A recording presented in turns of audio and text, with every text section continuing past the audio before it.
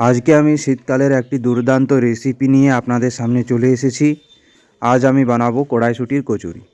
তো সবার প্রথমে হাট থেকে দেখতে পাচ্ছেন টাটকা কড়াইশুঁটি কিনে নিয়ে এসেছি এবং এগুলো একটা একটা করে ছাড়িয়ে নেব। ছাড়িয়ে জল দিয়ে ভিজিয়ে রাখার পর এগুলো আমি মিক্সিতে খুব মিহি করে পেস্ট করে নেব।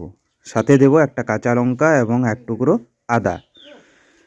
পেস্ট করে নেওয়ার পর সামান্য একটু জল দেবেন, তারপর পেস্ট করবেন।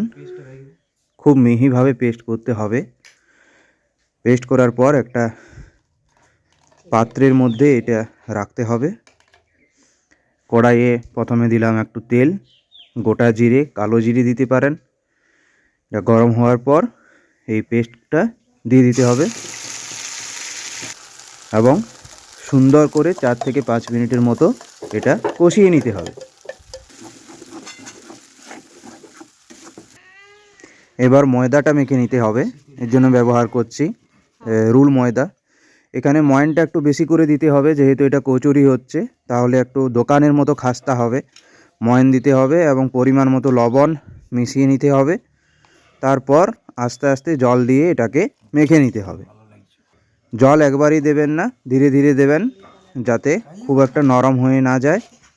এই রকম একটা শক্ত ডো তৈরি হবে এবং এটা তেল মাখিয়ে মিনিমাম 15 মিনিটের মতো রেখে দিতে হবে, তাহলে অনেকটা সফট হয়ে যাবে। তারপর এইরকম করে পুরটা ভরে নিতে হবে। এইরকম একটা ছোট্ট গোল করতে হবে। দেখতেই পাচ্ছেন আমি কিভাবে করছি। মাঝখানটা একটু বাটির মতো করতে হবে। তারপর ওই যে পুর রাখা আছে ওটা ছোট্ট একটা পুর ভিতরে দিয়ে এই লেচিটাকে আবার বন্ধ করে দিতে হবে। তারপর যেভাবে বেলনা দিয়ে বাটতে হয় সেভাবে বেলে নিতে হবে।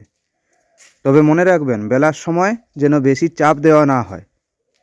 আস্তে আস্তে আলতো হাতে এটা সময় নিয়ে বেলতে হবে।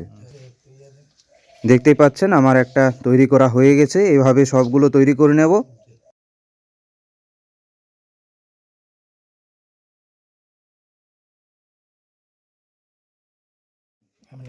বেলার সময় একটু সাবধানতা অবলম্বন করবেন, যেন সব দিকে পুরটা ছড়িয়ে যায়, কোনো দিকে বেরিয়ে যেন না আসে।